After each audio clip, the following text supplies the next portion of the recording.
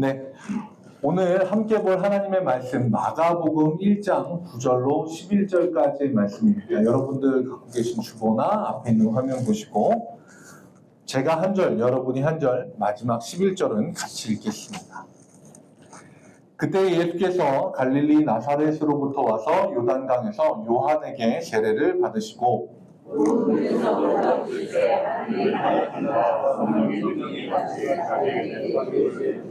같이 읽겠습니다. 하늘로부터 소리가 나기를 너는 내 사랑하는 아들이라 내가 너를 기뻐하노라 하시니라. 아멘. 오늘은 가장 위대한 시작이라는 제목으로 마가복음의 말씀을 같이 나누도록 하겠습니다. 지난 시간까지 저희가 요나서 말씀을 봤었죠. 그래서 마지막 저희가 말씀을 나누면서 마지막 이 요나의 이야기가 요나 신드롬, 요나 증후군이라고 하는 것에 대해서 이야기를 나눴습니다. 우리가 하나님으로부터 부름을 받았기 때문에 하나님이 내 뜻대로 움직여주길 바라는 사람들도 있는데 그게 아니라 하나님의 마음을 우리가 품고 어떻게 하면 하나님의 말씀이 살아서 움직일 수 있도록 해야 하는가 고민하면서 우리는 말씀을 전해야 된다라는 이야기를 지난 시간까지 요나서 1, 2, 3, 4장의 말씀을 같이 나눴습니다. 그리고 나서 제가 이제 어떤 말씀을 좀 같이 나누면 좋을까 고민을 좀 했어요. 그래서 요나서를 통해서 하나님의 마음으로 하나님이 우리에게 주신 복음을 사람들에게 전해야 하는데 어떤 이야기가 가장 좋을까 고민하다가 생각을 단순하게 해봤어요. 우리가 전해야 되는 게 복음인데 복음 중에 제일 기본인 복음은 복음서잖아요. 제가 너무 단순했나요? 네, 그래서 복음서의 말씀을 전해야겠다. 자, 그러면 어떤 복음서를 할까? 그런데 보통 우리가 복음서라고 하면 마태복음부터 생각을 하는데 쓰여진 순서로 치자면 마가복음이 제일 먼저 쓰여졌거든요. 복음서 중에 가장 먼저 쓰여진 복음서가 마가복음서이기 때문에 마가복음을 같이 나눠야겠다라는 생각을 가졌습니다. 그래서 오늘부터 해서 같이 마가복음을 좀 나눠서 여러분들에게 말씀을 좀 전할 텐데요. 마가복음이 전부 16장까지 있거든요. 그래서 제가 계산을 해보고 성경 말씀을 보면서 이제 설교에 대한 계획을 이렇게 좀 세웠는데 저는 한 장이 그냥 한 번의 설교로 안 될 것 같더라고요. 마가복음 한 장 한 장이 좀 긴 편이에요. 다른 복음서들보다. 그래서 오늘도 이제 1장이 두 번 나눠져서 이번 주랑 다음 주로 이렇게 할 텐데 그래서 대략 제 계산으로는 한 22주 정도 이 마가복음을 나눌 수 있을 것 같아요. 이렇게 얘기하면 사실 감이 잘 안 와서 내년도 구정 명절 지나고 끝날 거예요. 네. 그렇게 생각하시면 간단할 것 같습니다. 네. 그래서 어쨌든 이번 주부터 마가복음을 좀 시작을 할게요. 이 마가복음서는 제가 말씀드린 대로 4개의 복음서 중에 가장 먼저 기록된 성경이고요. 복음서에 대해서 조금 설명을 해드릴게요. 공관복음이라고 하는 성경이 있어요. 마태, 마가, 누가. 이거는 공관, 그러니까 보는 관점이 똑같은 복음서가 이렇게 3가지예요. 마태, 마가, 누가. 그러면 요한은 보는 관점 자체가 조금 다른 성경이에요. 그리고 복음서는 4개가 있죠. 마태, 마가, 누가, 요한. 예수님의 행적을 기록한 게 복음서인데 그 중에서 가장 먼저 쓰여진 게 마가복음이고 그리고 이 복음서라고 하는 거는 공동체가 쓴 거예요. 여러분들이 기억하셔야 될 게 한 사람이 혼자서 쭉 쓴 게 아니라 공동체가 썼다라는 걸 기억하셔야 돼요. 그런데 그러면 뭐 공동체가 썼다는 게 뭐야? 라고 생각하실 수 있는데 요거에 대해서 설명하기 위해서는 구전으로 전해졌다는 것을 기억하셔야 됩니다. 구전이 뭔지 아시죠? 입에서 입으로 이렇게 입을 맞대서 하는 건 아니고요. 내가 말로 전달해서 그 사람이 말로 듣고 그걸 말로 전하는 거예요. 자, 그러면 사람들이 이 구전이라고 하는 거에 대한 신뢰도가 굉장히 낮아요. 왜냐하면 우리가 경험하기에는 구전이라고 하는 거는 항상 뭐가 들어가냐면 변형이 들어가고 과장이 들어가고 그리고 내용을 빼먹는 경우들이 생겨요. 제가 예전에 이화여자고등학교라는 데서 종교교사로 있었어요. 네, 거기서 아이들을 가르쳤어요. 총각 때 25살. 네. 네.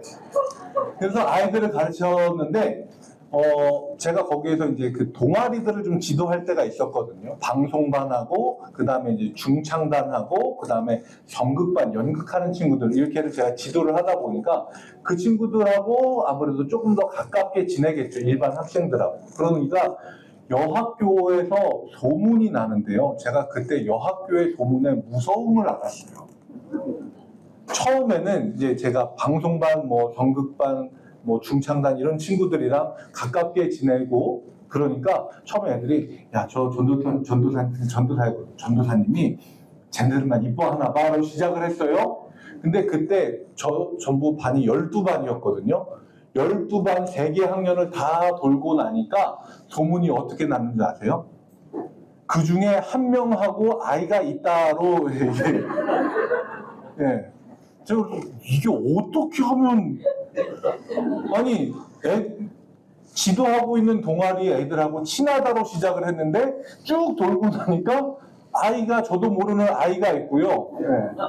그래서 온갖 이야기들이 다 돌더라고요. 제가 그때 구전의 무서움을 알았습니다. 네.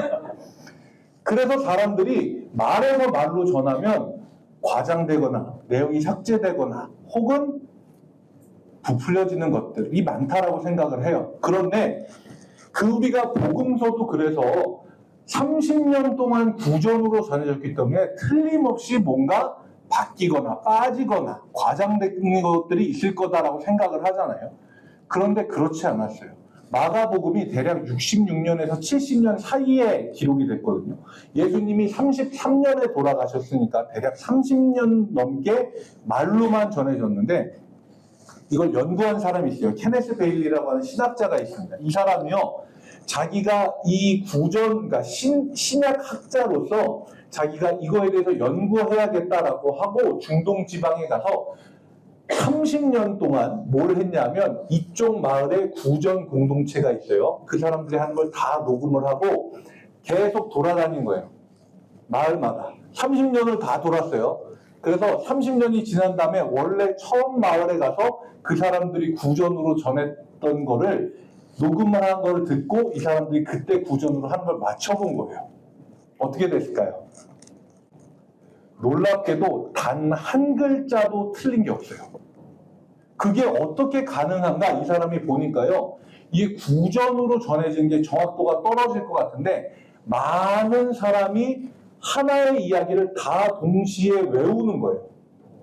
그래서 매주 이 사람들이 모여서 뭘 하냐면 모임에서 한 사람이 일어나서 그걸 외워서 이야기를 해요. 그러면 이 사람들은 그 내용을 다 알고 있잖아요. 그러면 이 사람들이 듣고 있다가 틀렸다 그러면 당신 그거 아니야 라고 지적을 해요. 그런데 우리의 문화에서 보면 어르신이 나와서 낭송을 하는데 좀 틀렸어요. 그러면 사람들이 손을 들까? 어르신 민망하시게 하지마 막 이럴 것 같잖아요. 근데 이 사람들의 가치는 어디 있냐면 이거를 정확하게 전달하는 데 최고의 목적이 있는 거예요. 나이 혹은 그 사람의 지위 그런 거 필요 없어요. 가장 나이 많은 사람이 외우다가 틀려도 가장 젊은 사람이 지적할 수 있는 공동체가 구전 공동체인 거예요. 그러니까 30년 동안 말로만 전했는데 이게 한 글자도 오류가 없는 거예요. 그래서 제가 아까 공동체가 썼다 그랬잖아요. 마태 공동체가 썼다. 그건 뭐냐면 마태라고 하는 그 제자가 구전으로 전해온 걸 마태 공동체에서 똑같이 외우고 있다. 그걸 기록한 거예요. 그러니까 이게 틀릴래야 틀릴 수가 없는 거죠. 우리는 구전에 대해서 우리의 생각으로 보는 거하고 이 사람들이 진짜로 구전으로 전하는 거하고는 차이가 굉장히 많이 있어요. 그리고 우리가 아무리 생각해도 그래도 적어놓는 게 훨씬 낫지 라고 생각을 하잖아요. 근데 이 사람들의 당시로 보면 종이 한 장을 구하는 게 굉장히 비쌌어요. 그리고 게다가 이게 품질이 지금처럼 좋은 것도 아니고 양피지라고 하는 걸 썼는데 그거는 생각 외로 사막의 동물인 낙타가 굉장히 즐겨 먹습니다.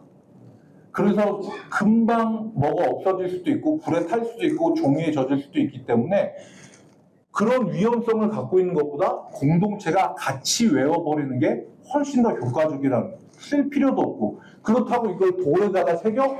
그것도 불가능하고 그래서 그냥 통째로 외워버리는 거예요. 우리의 상식하고는 좀 다른 모습을 보여줍니다.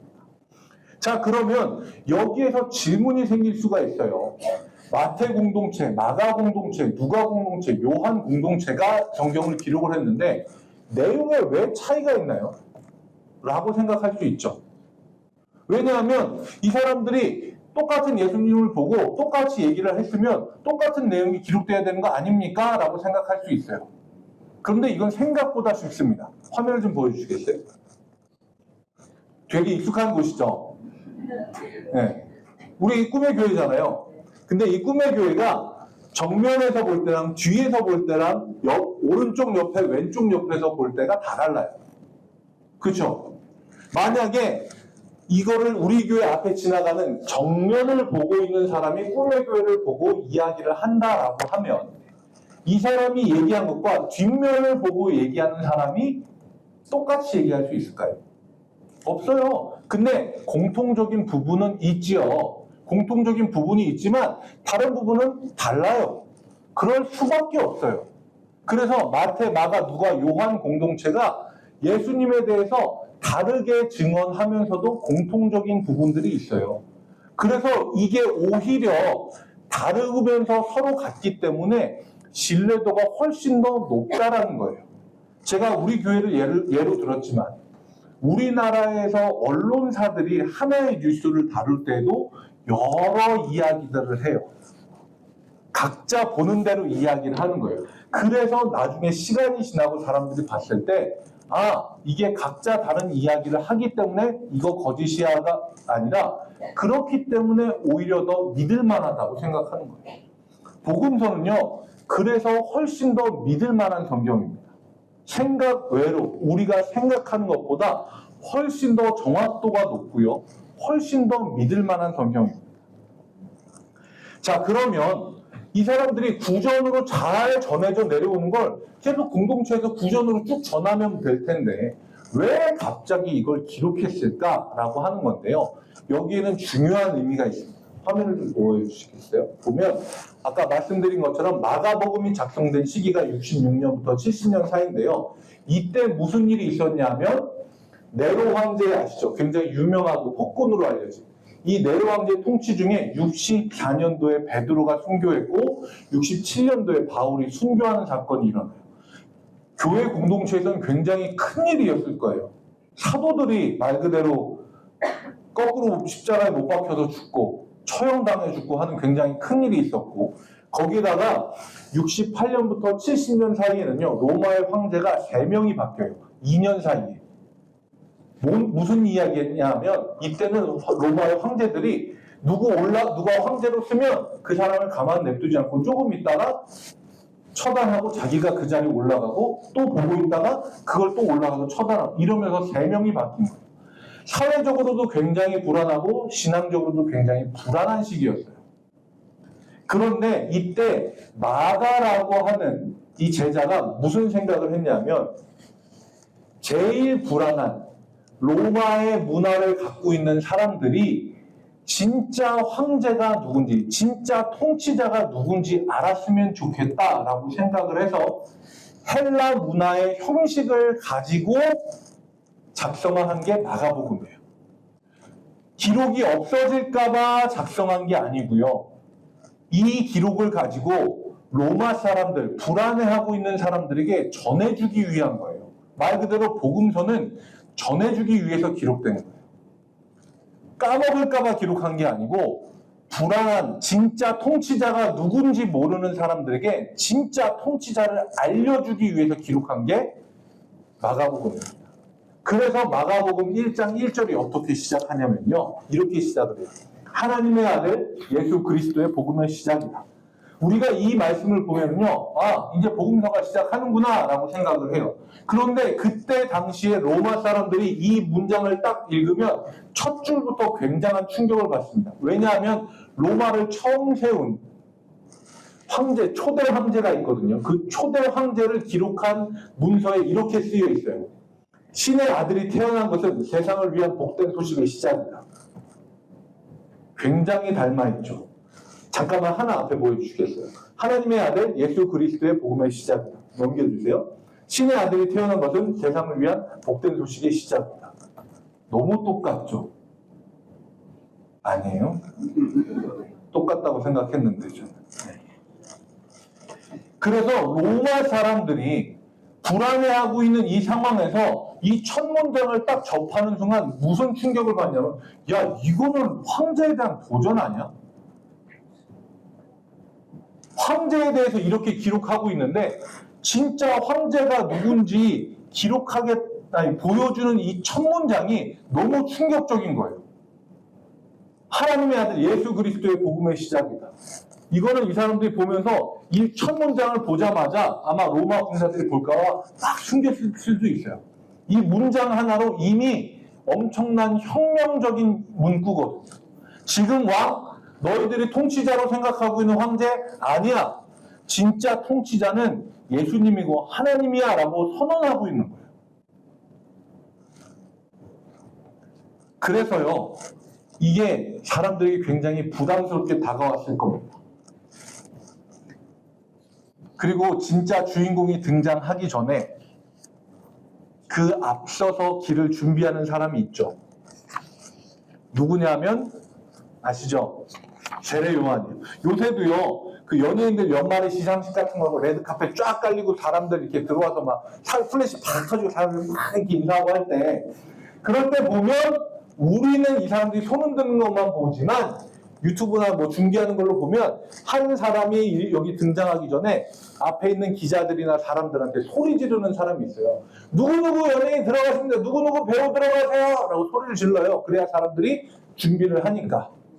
이 사람이 들어오는 걸 준비를 하니까. 세례 요한이 그 역할을 맡은 거예요. 근데 이 세례 요한에 대해서 설명을 하는데요. 이사야 선지자의 예언을 이용해서 인용을 해서 말씀을 전합니다. 보라, 내가 내 사자를 내 앞에 보내노니 그가 내 길을 준비하리라. 광야에 외치는 자의 소리가 있어 이르되 너희는 주의 길을 준비하라. 그의 오실 길을 곧게 하라 라고 준비를 시키기 위해서 세례 요한을 보냈습니다. 철저하게 세례 요한의 역할은 예수님을 만나기 위한 준비였어요. 그런데 이 준비를 하는 세례 요한의 겉 모양이 어땠냐면 아마 다들 아실 거예요. 보여주시면 낙타 털옷을 입고 그리고 가죽 허리띠를 띄었어요. 그런데 이 모습을 보면 이스라엘 사람들이 탁 하고 떠올리는 사람이 있어요. 누구냐면요, 열왕기하 1장 8절에 나와 있는데 엘리야라고 하는 인물이에요. 몸에 털, 가죽 띠는 무조건 엘리야예요. 우리 교회에서 손가락 2개 들고 평하면 누구예요? 유황차예요. 네. 딴 사람이 뭐 샬롬 하면 아니에요. 평화예요. 그런 것처럼 이스라엘 사람들한테 몸에 털, 허리에 가죽띠 하면 누구를 생각하냐면 엘리야예요. 그래서 보면 이 열왕기하 1장의 배경이 어떻게 되냐면 왕에게 엘리야가 사람을 보내서 말을 전해요. 근데 사람들이 말을 전하는 걸 왕이 들었는데 누가 이런 얘기를 전하는 거야? 근데 이 말을 전해주러 온 사람들이 우리는 그 사람을 모르겠어. 얼굴도 모르고 이름도 몰라. 이름도 모르고 성도 몰라요. 뭐 이렇게 얘기를 했는데 그러면 그 사람이 어떻게 생겼어? 그러니까 얘기한 거. 털 많은 사람인데 허리에 가죽띠를 띄었습니다. 그러니까 왕이 그럼 엘리야야 라고 하는 거예요. 그 정도로 대명사인 거예요.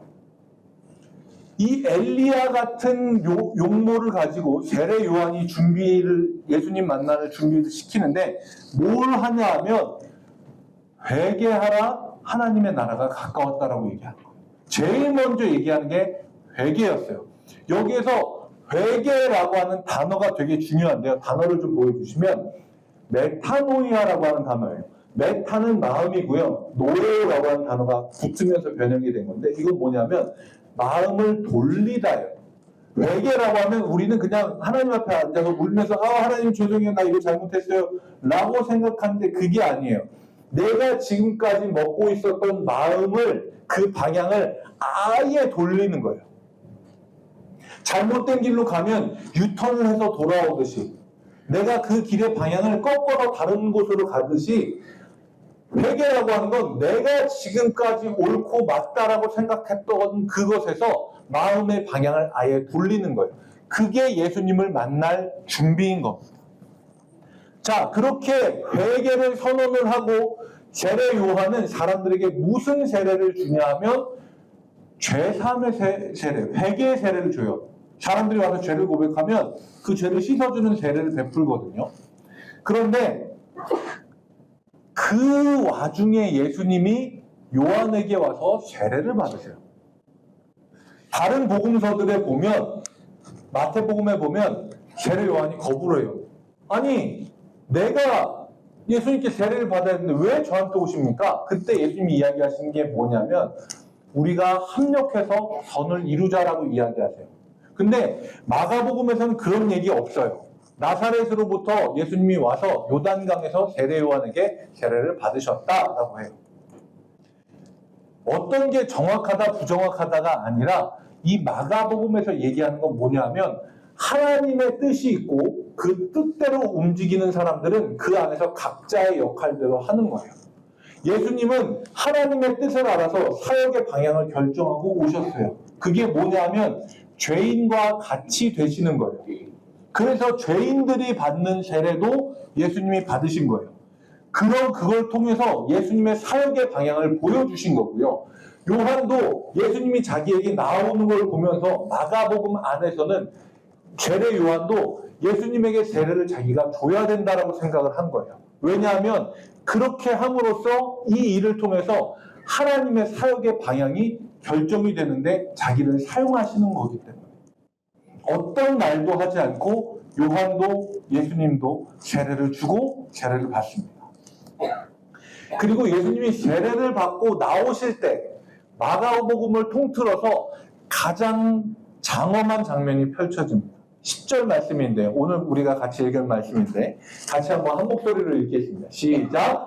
곧 물에서 올라오실 때 하늘이 갈라짐과 성령이 비둘기같이 자기에게 내려오심을 보시더니 자, 여기에서 하늘이 갈라졌다라고 합니다. 제가 먼저 결론부터 말씀드리고 이야기할게요. 이 단어가 이 복음서가 끝날 때 한 번 더 쓰여져요. 언제인지 아시겠죠? 예수님이 십자가에서 돌아가실 때 성전의 휘장이 위에서부터 아래로 갈라졌다 할 때 이 단어가 쓰여져요. 보여주세요. 읽어보시지 못하시겠죠? 저도 깜빡하고 안 썼어요. 이 단어가 헬라어인데 스키조메노우스라고 되어 있어요. 근데 원래 스키조메노이라고 하는 단어예요. 단어가 이제 쓰여진 형태에 따라 좀 달라지는 거예요. 이건 뭐냐면 질긴 천이나 안 찢어지는 종이를 그냥 이렇게 찢는 거예요. 한 장이라서 되게 쉽게 찢어지네요. 네. 좀 두껍게 해볼게요. 두꺼운 종이를 제가 찢어서 그런지 되게 쉽게 찢어지네요. 겹쳐서 해볼게요. 두꺼운 안 찢어지는 제가 힘이 센 걸로 마지막으로 한 번만 더. 네. 안 찢어지는 종이 제가 힘이 세네요. 네. 안 찢어지는 종이는 힘을 줘서 억지로 쭉 찢는 거예요. 그런데 우리가 생각하는 거는 머릿속에 하늘에서 이게 구름이 멋있게 쫙 갈라지면서 빛이 쫙 내리고 비둘기가 확 내리고 이런 걸 생각을 하잖아요. 근데 그게 아니라 하늘이 그냥 딱 갈라지면서 거기에서부터 하나님의 성령이 비둘기같이 예수님이 위에 내려오신 거예요. 이건 뭐냐 하면 하나님이 우리 가운데 오셨다라고 하는 의미이자 앞으로 예수님이 성전에서 그 휘장이 위에서 아래로 찢어질 때 예수님의 몸을 찢으신 것처럼 그 사역의 방향을 보여주시는 장면이에요. 하나님은 하늘을 찢어서라도 우리와 함께하고 싶으신 분인 거예요. 하늘이 찢어지고 첫 번째로 일어난 일은 성령이 우리 가운데 오시는 거예요. 예수님 위에 내려오셨잖아요. 네. 제가 살짝 당황한 게 한 장을 먼저 찢었네요. 네, 한 장이 없어졌어요. 네. 마저 해야 되는데 제가 기억나는 대로 해보도록 하겠습니다. 네. 네. 성령이 비둘기같이 우리 위에 임하셨을 때요. 사실 이 사건은요. 구약에서 제사장 머리 위에 기름을 붓는 것과 똑같은 행동이에요. 말 그대로 하나님이 진짜 이 땅 위에 진정한 제사장이 누군지를 보여주시는 장면이에요. 그리고 두 번째로 하늘로부터 소리가 들려와요. 11절 말씀, 오늘 우리가 읽은 마지막 말씀인데요. 같이 한번 읽겠습니다. 시작. 하늘로부터 소리가 나기를 너는 내 사랑하는 아들이라 내가 너를 기뻐하노라 하시니라. 아멘. 저는 이 말씀을 보고요. 무슨 생각이 들었냐면요. 잠깐만요. 땀이 나가지고 당황해갖고 그런지 땀이 살짝 나는데 예수님이요. 아직 사역을 시작하시기 전이잖아요. 성경에서 공식적으로 쓰여있는 예수님의 첫 번째 사역이 뭔지 생각을 해보면 포도주를 물로 바꾸신 사건. 사실 그 외에 예수님이 하신 일들이 너무 많잖아요. 귀신 들린 사람도 쫓고, 많은 사람들 먹이기도 하시고, 환자를 낫기도 하시고, 죽은 사람도 일으키고, 너무 많은 사역들을 하셨어요. 그런데 이때는 예수님이 어떤 사역도 하시기 전이에요. 그런데 하나님이 이렇게 이야기하셨다는 건 너는 내 사랑하는 아들이다. 내가 너를 기뻐한다라고 하는 건 예수님이 무엇을 하셨기 때문이 아니라 예수님 그 자체를 이렇게 여기시는 거예요.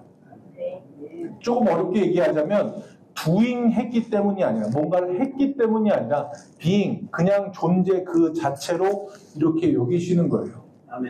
그런데 하나님이요 예수님을 향해서만 이렇게 얘기하시는 게 아니고 하늘을 쭉 찢으시고 우리 모두에게 얘기하시는 거예요.